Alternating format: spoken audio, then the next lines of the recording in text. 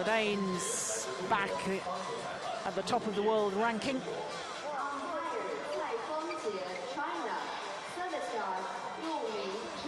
Second spell they've had as world number ones. First became world number ones actually in November 2010. Spent 32 weeks at that position, and then just a couple of weeks ago we gained the number one spot. But the Malaysians themselves know all about being world number ones, because they spent 54 weeks as the best pair in the world.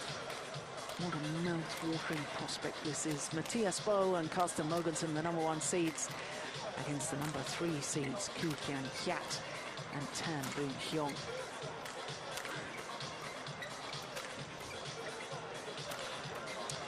So that confirms that they are world number ones. Their win-loss record for the year, 26-7, translates into 3 finals, having won 1 title, the European Championships. Lost in the final of the Indonesia Super Series event, and a little matter of a silver medal at the Olympic Games as well. What an occasion that was, not just for this Danish combination, but for Danish badminton in general, because that was the first Olympic medal that a men's doubles pair had taken at the Olympic Games. Twice previously, Danes had finished 4th in the men's doubles in Olympic competition. Well, there you can see all of their matches in 2 straight games, but none of their opponents actually seeded combinations. This semi-final, the first seeds that they've come up against so far in this year's tournament. Carsten Mogensen, the younger of the 2 men, at the age of 29.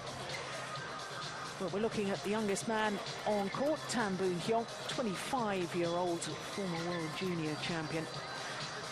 And as you can see, their world ranking at the moment is number 4, but I can tell you that they're number 1 on the Super Series list, having played 8 of the previous 10 Super Series events. They're good supporters of the Super Series on the Malaysians, and there you can see their win-loss record for the year. Also translates into 3 finals. Also, having won 1 title, theirs was the Malaysian Grand Prix Gold event. Now, they had their biggest problems in the very first round, did the Malaysians, against Chalan and Puachapech. 7-13 down they were in that deciding game before coming back to win it 22-20 in exactly an hour. There you can see 13th meeting between these 2 pairs. 13th meeting over 6 years of competition. First started playing against each other in 2007, but as you rightly pointed out, Jim, last time they played each other was in the semi-final of the Denmark Open just last month. 2018 up they were in the deciding game, those 2 match points the Danes held, but this Malaysian pair came back to win it 26-24. What a thriller it was, and you and I were fortunate enough to be commentating on that. Yeah. Let's hope we have another match like that, because that was an absolute thriller. It's two styles going up against each other here. That's very interesting. Where you have the very adventurous style of the Malaysians, and then the more disciplined style of the Danes. Not saying they're not making good shots, because Carsten definitely can bring out some fantastic shots, but they're very disciplined in the way of playing, Carsten and Mathias, where the other Malaysian, where the Malaysian pair is more into what does Keat decides to do today. Yeah. Because he can decide a match, but he's fantastic badminton player. Yeah, he's the extrovert of the 2, isn't he? They're the Malaysian coaches. Jeremy Gang on the right. Bang Chichang on the left, as we looked at them.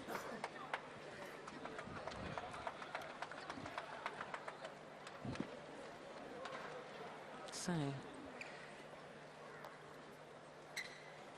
which Kian Keat has turned up today?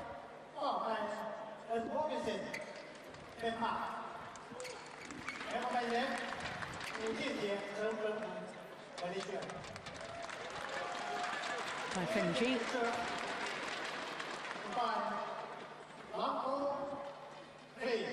Our umpire Taifeng-ji and Li-NIng, the service judge, both from China. Neutral court officials for every match at this stage of the competition.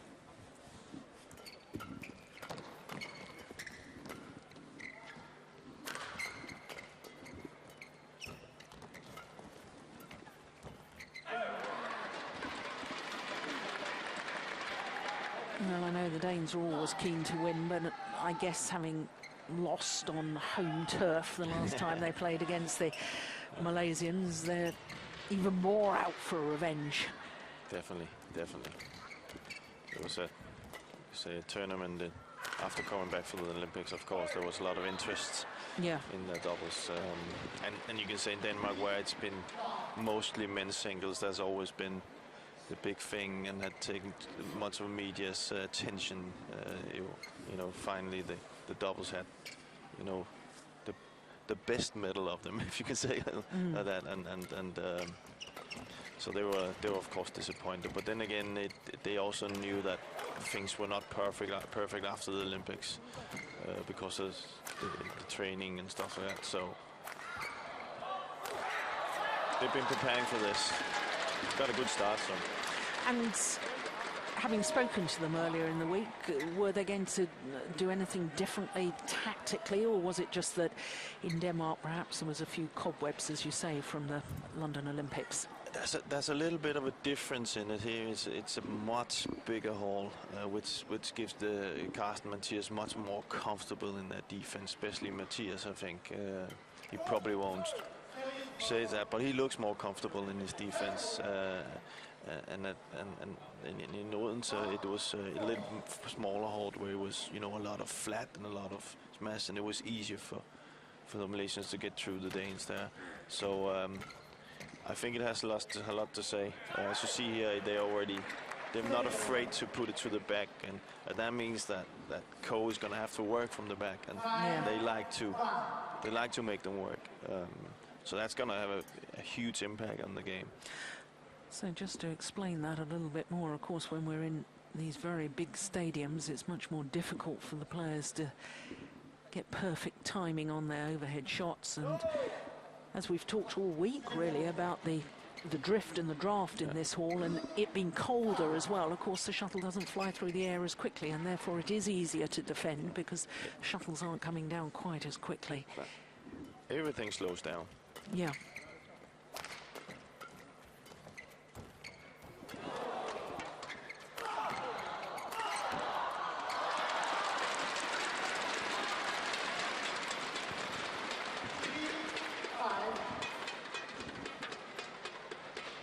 Good net shot by Tan, which is also something that is important for the Malaysian pair, is that Tan is not that comfortable at the net. If he feels comfortable up there, then you know he's closing that weakness.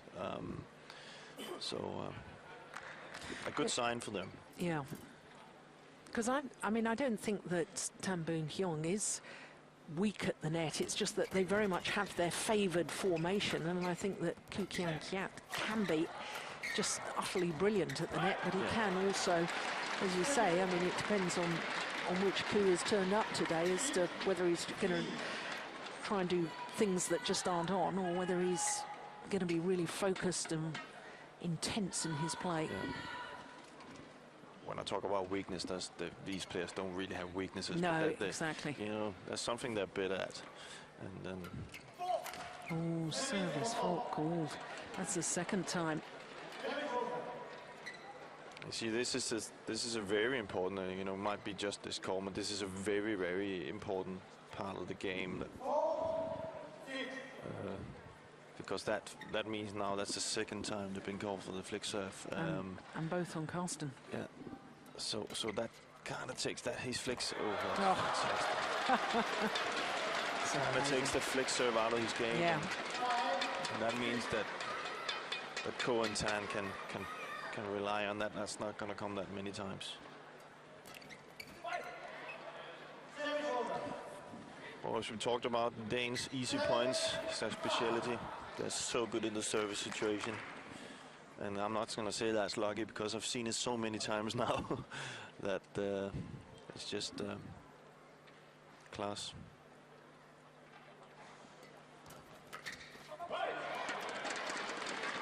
Yeah. As soon as he served, he was looking for that push down his backhand side. Intercepted well.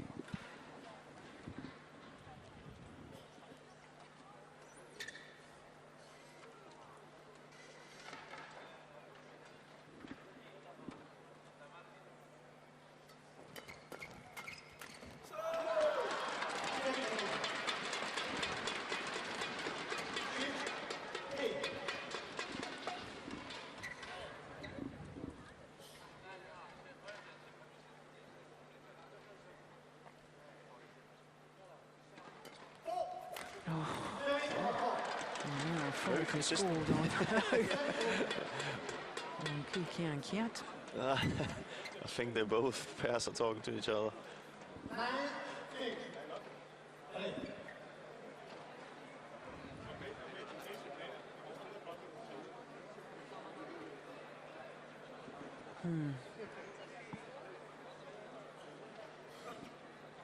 Well, I like his calls.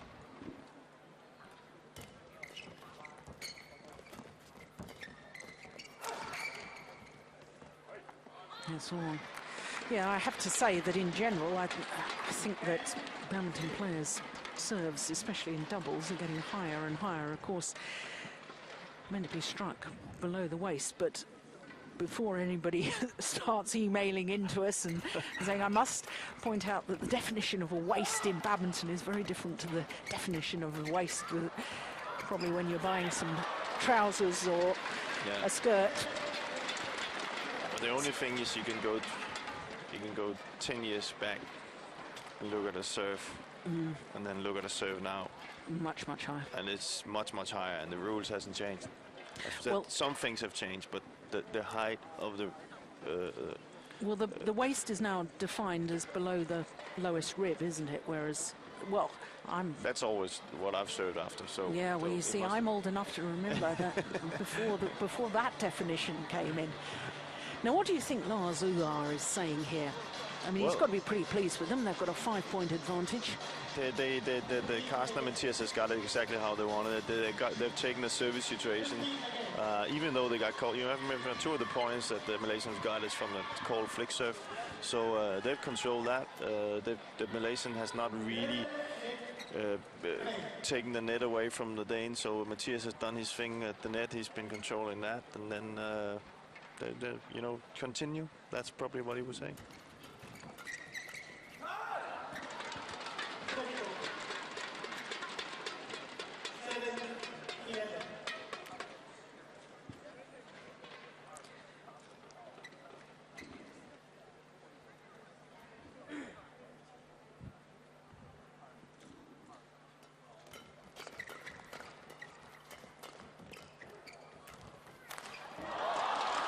You know, it was just going through my mind that we haven't seen one of those big power smashes yet from Boon Heong.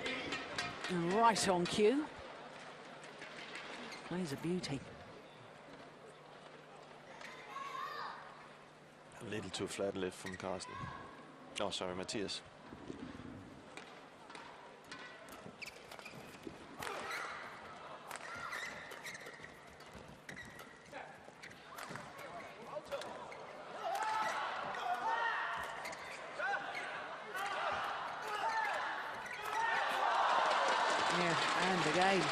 Really well played by Malaysians. It's more their style. Ko coming forward, taking the net, and then Tan working from the back. And it's important for Tan to feel that he can put it on the floor, because that gives confidence, and it also gives Ko confidence that he, you know, if he does his thing and come forward and take the net, which he is one of the best at in the world, then Tan is he's ready at the back. Oh, it's landed in. Oh, it's called in anyway. Danes don't like the call. Well, You haven't seen a player yet that liked the cold. It's very, very seldom you see they like the cold.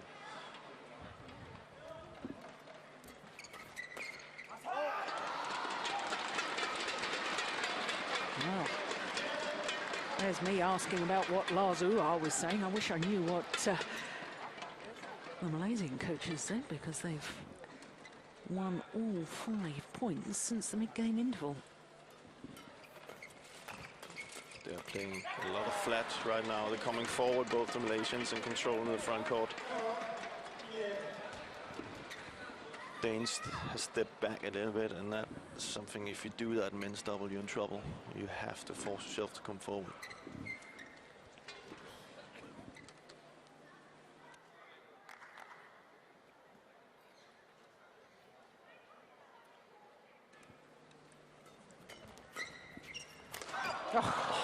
That's fantastic, isn't You've seen a few of them now. Yeah.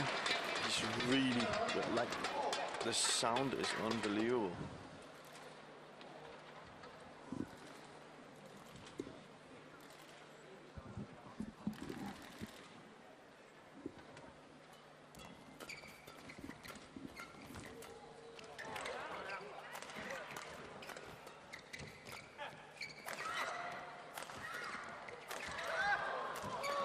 Good rally. Oh, my word.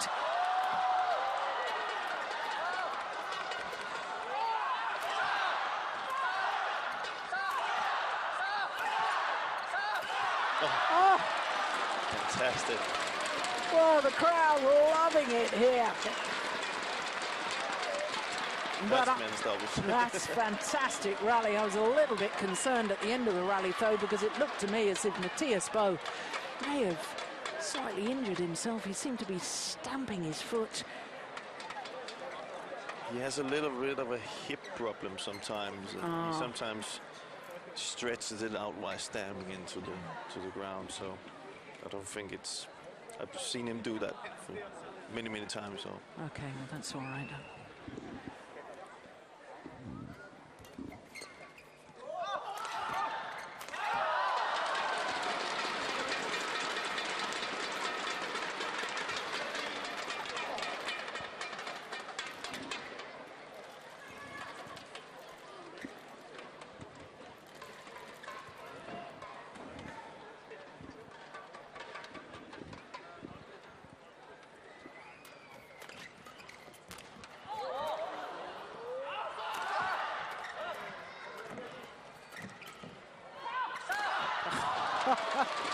He climbed up a step ladder there.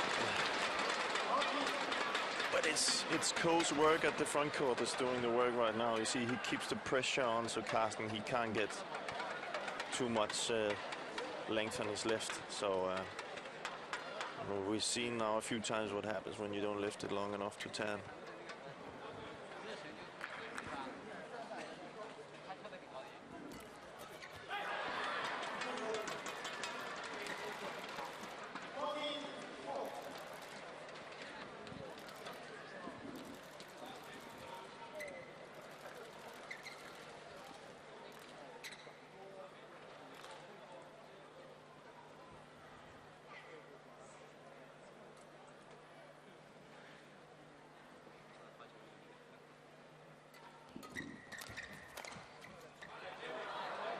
That's wild.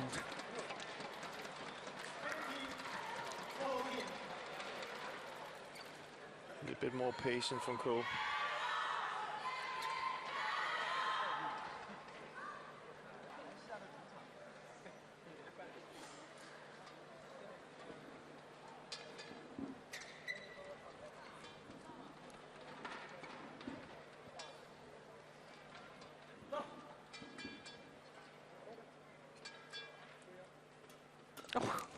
That's a shocking serve. What on earth happened there?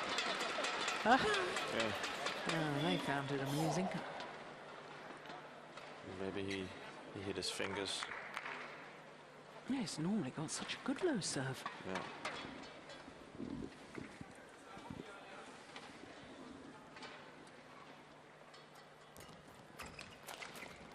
Oh, just wide. Good call. See, we're into this now. The end of the first set. This is now where it really gets tense, where the service situation is going to decide everything.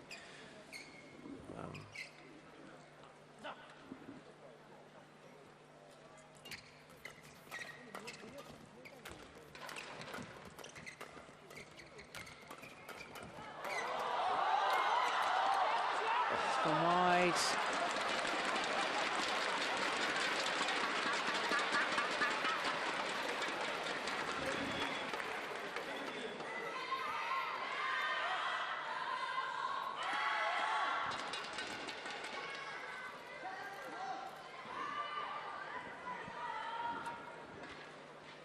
Oh my goodness, I don't like the look of that. Look how that knee's bent back.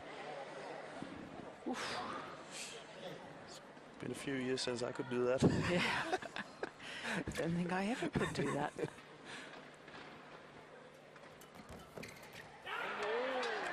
I was just going to say, this is where the Malaysian, just when it was 16, 15, this is where the Malaysian has to be really careful, because this is where Carsten and Mathias are very, very good. Before you know it, you just lost a few points and you're behind again. Yeah, and without really any rallies. Yeah.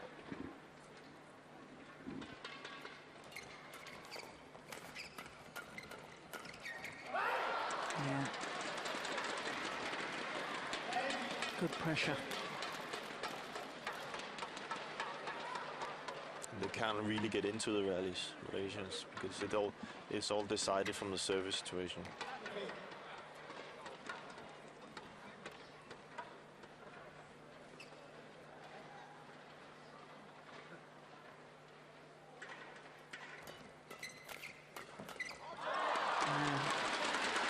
Just showing what he can do.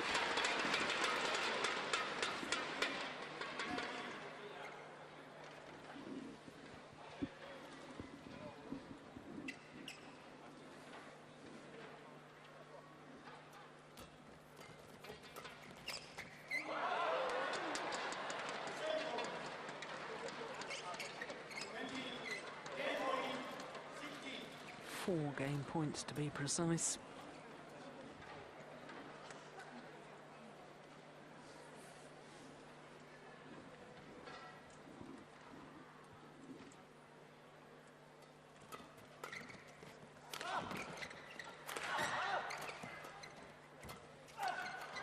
Yeah, first time of asking, and very, very impressive.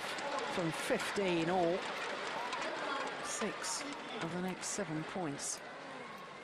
And it's those tight points, those big points right at the end of a game that really do make the difference. It certainly did in that opening game. 21-16 in 17 minutes of play.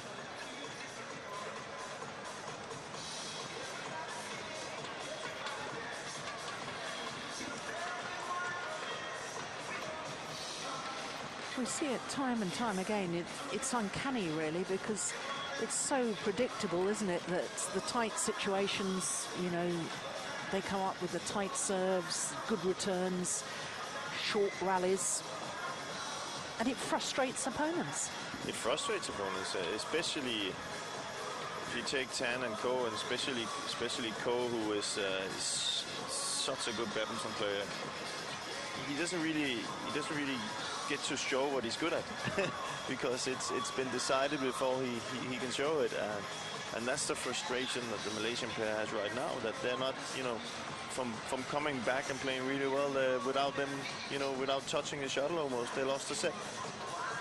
So they have to be more patient in the service situation and maybe not go so much to try and win it, and maybe on the third shot try and get it in play away from the front court, you know, use the back court a little bit, and they are very good in defense, then start from there.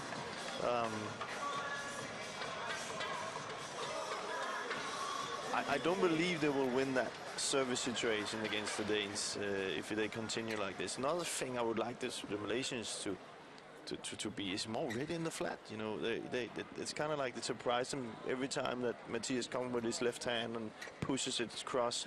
You know, Tan has been standing and we saw him hit it out on the side. Well, yeah, he hit it out on the side because he wasn't having his racket up and ready. So those things has to be much better.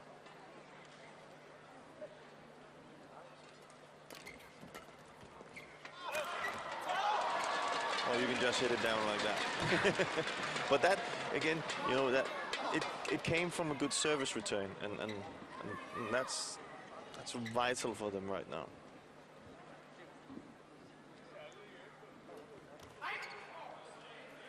Low serve is short.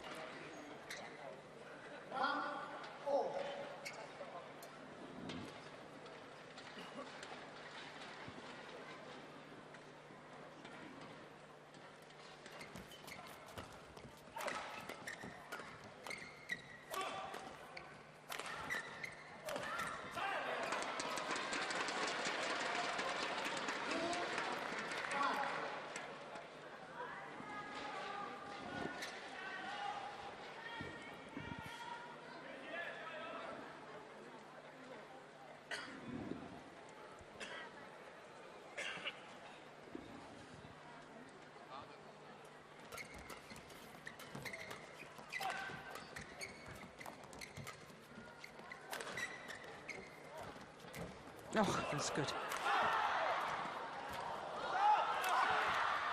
Yeah, well worked by the Malaysians.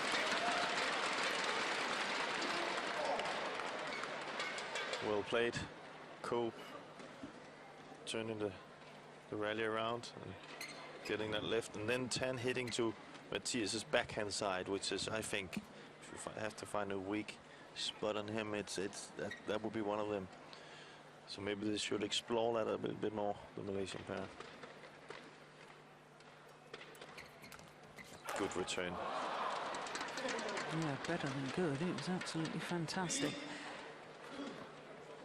Well, you see here it's 3-2, and then there's been 2 rallies. The Malaysians won those 2 rallies, and there's been 3 rallies where they haven't played. The Danes have won that. They're up 3-2. Oh, we just had a little brief look at the tattoo there on the left arm of Mathias Boe. Do you know what that means? It's not in Danish, so I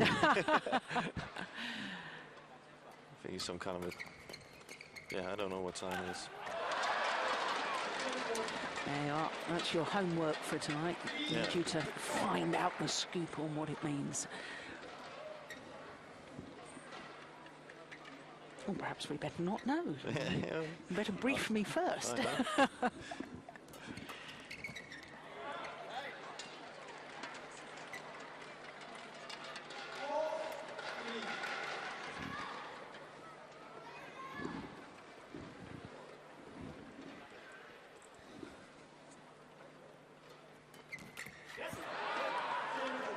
See, again, this is, you know, we spoke about this, it's 1 of 10s a weak points, I think, is in that front court. You know, he has to be much better there. There's too many points, one where he's not ready. And it's not because he has to do something, but he just needs to play the shot over. He's trying too much to play the close shot.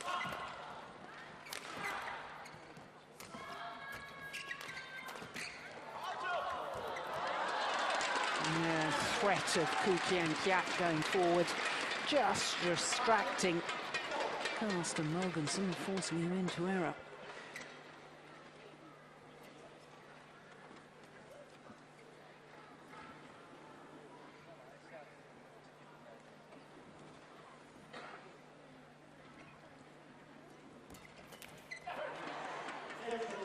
Again, an easy point. I don't believe the Danes have won a rally here yet in the second set. It's only been on the service situations. And, you know, that's so frustrating to play against.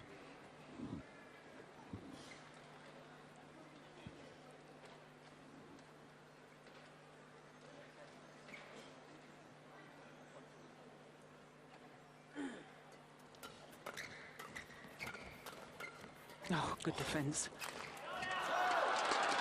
Yeah, and a very, very good smash.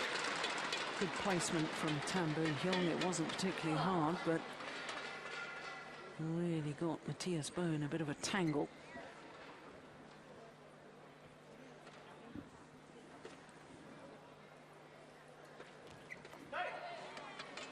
No serve is short.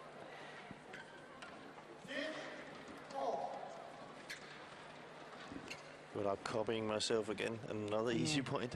You see, and Malaysian has played well. They started well in the second set, but The Danes are just still in the hunt. It's well played. Well long.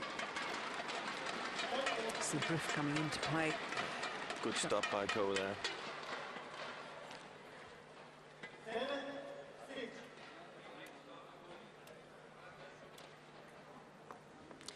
Well, all 4 players, I think, are going to go off and have a towel down.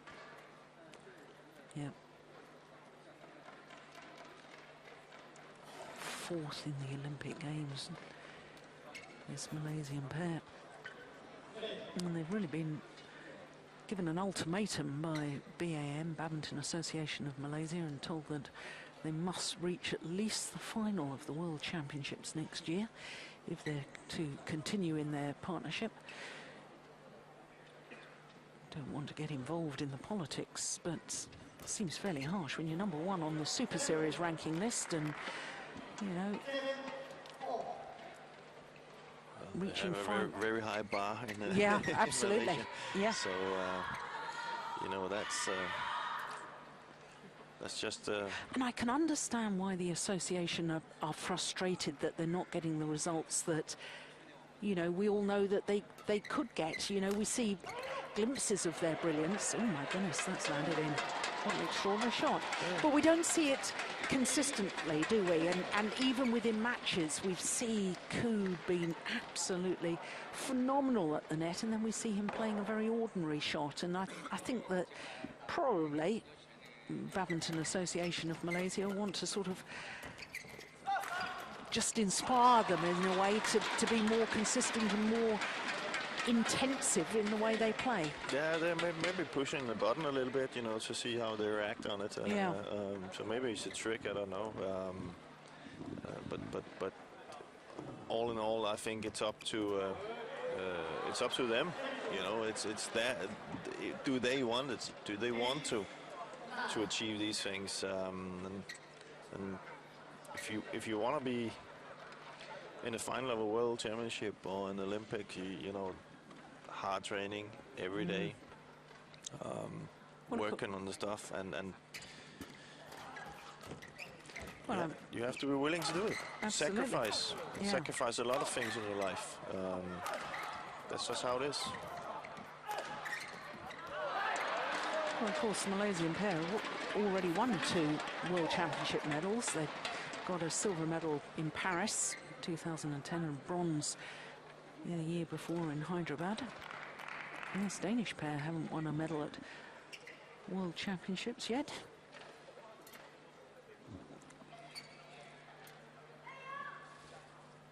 But it's interesting you say you've got to make sacrifices. I always like to think of it as making choices. Yeah. You have the choice. You can knuckle down, you can train hard, you can give everything, or you can enjoy your life a bit more and have some time going out. It's a choice. It's a choice. That's a choice. But that's always, you know, you can say, oh, well, if you're in a relationship, you probably won't see your partner for many days in a year, or if you have kids or whatever, that's maybe a little bit of a sacrifice. But then you're right, it is a choice. Yeah. And they need to make that choice because by all accounts, and I don't know whether any of this is true or not, by all accounts that Malaysians do enjoy the social side of life as well as the training and the badminton side. There's nothing wrong with that as long as you're more enjoying the training and the practice, I suspect. Oh, that's magnificent.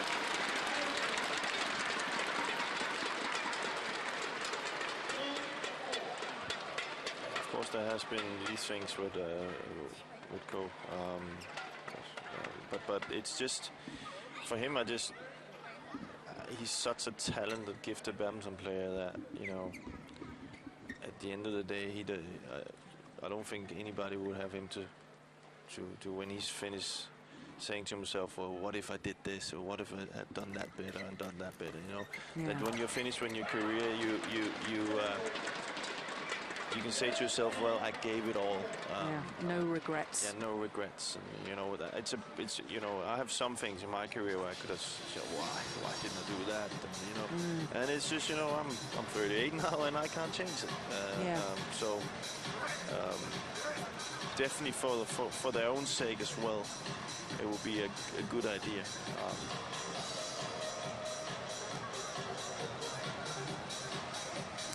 Well, I know that the Malaysians are now training under the fitness coach who works with Li-Wei. And I have to say, I think the Malaysians do look fitter. They look fitter. I was just about to say that. I think they do look fitter. Trimmer and fitter, and that's really good to see. So they're doing something right, and it's going in the right direction. Yeah. So long may it continue, because we need them in World Badminton. Oh, They're such characters. Definitely. Yeah. Definitely.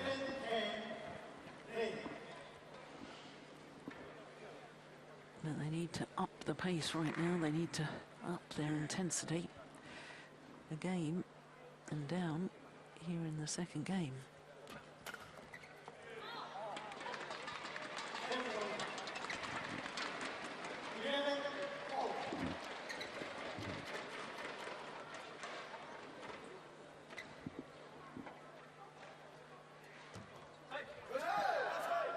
Oh, that time it's landed in.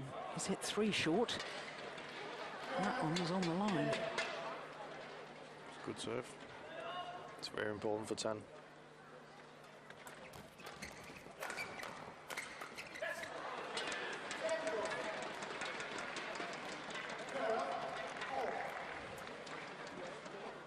See, we're at this point-for-point game again. I don't think it's the Malaysians' favor. They have to be careful to choose the right moment to. Cool, good.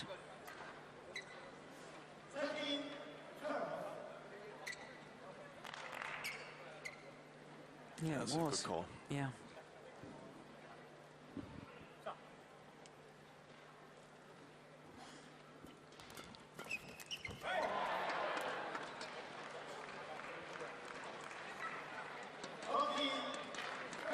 I don't think it's the way again. For Ko, I think when he's returning, I think he should try and return away from the front guy, you know, get it into his game. Pushing it on the service return right now is way too successful for the Danes. They're winning all the flat and all the drives. So they got to take the, you know, to actually take the pace. Ko needs to take the pace a little bit out, you know, and play some simple soft shots and come forward and then get the lift. Right now, pushing it as they're doing right now is the Danes system is way too good for that. See, that's much better. And you get the prize right straight away. And he should be doing that constantly. And if there's one guy in men's doubles that can do it, it's him. So discipline, you know.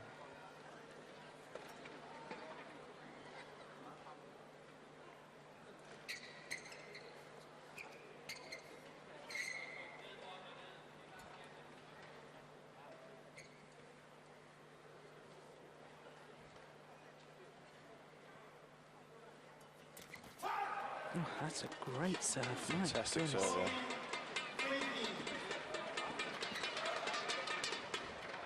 Carsten really went for that one, but he got kind of outdueled by the variation of the serve.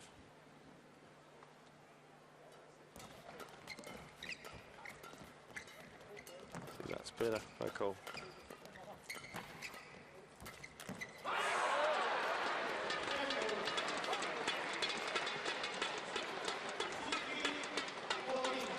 We talked about the service situation yesterday. You see, this is the first rally we've had a few, you know. We talked about we were supposed to. We talked about moving, maybe taking away the. And you can say we have 4 extremely skillful doubles players in here, and we should be seeing more rallies, I think, personally. But they're so good at serving and returning that, you know, there's no rallies. No. I mean, look at that. I mean, that was just a perfect serve. Yeah. And you can't, you know, gotta give credit to the players. They are that good. So you maybe you need to do something about it, because changing the rules of the service area that you can serve into. So you get more play. See.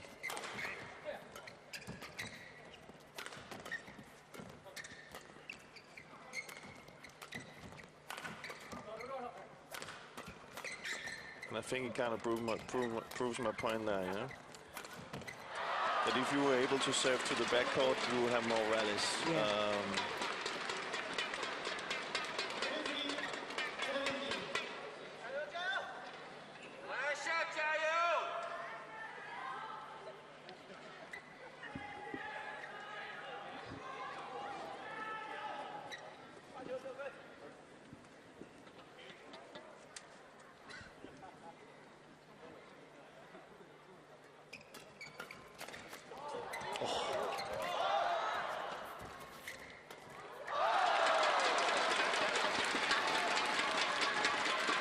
Very good save for the Malaysians.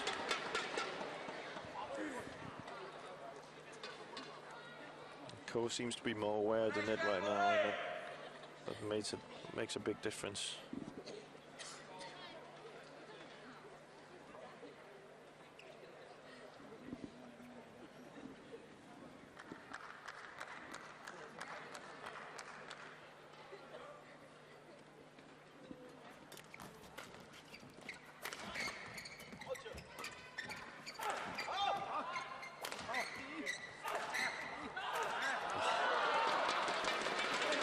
Played that with a broken string, didn't he?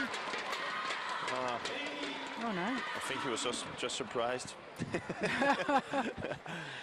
Sounded very odd coming off the strings there, that shuttle. It's not that often that Mathias hits it down the first or second time, so. Well, he's not hitting soft, but compared to some of the other ones, he's not the hardest. Well, they're 3 points away now from their third appearance in a final here at the China Open, the Danes.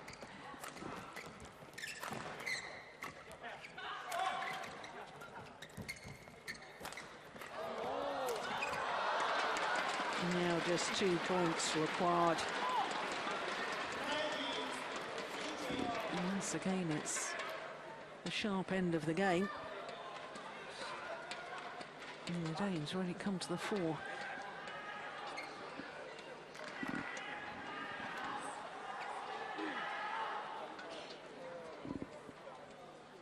That's what sport's about, though, isn't it? It's not the ability to hit the big shots, it's the ability to play the big points. And these are big points.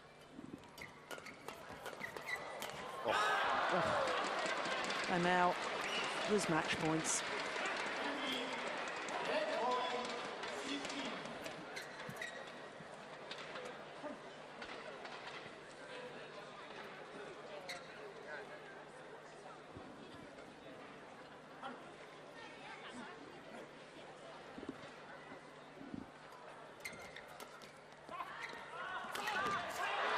First time of asking, and last year's champions are into the final once again. 21-16, 21-16 in just 38 minutes of play.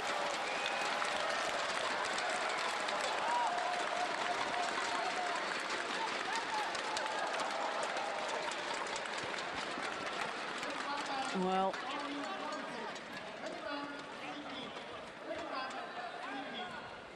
symmetry in the scoreline, and it really was once again from that very close stage. It was 15-all in the opening game where the Danes pulled away.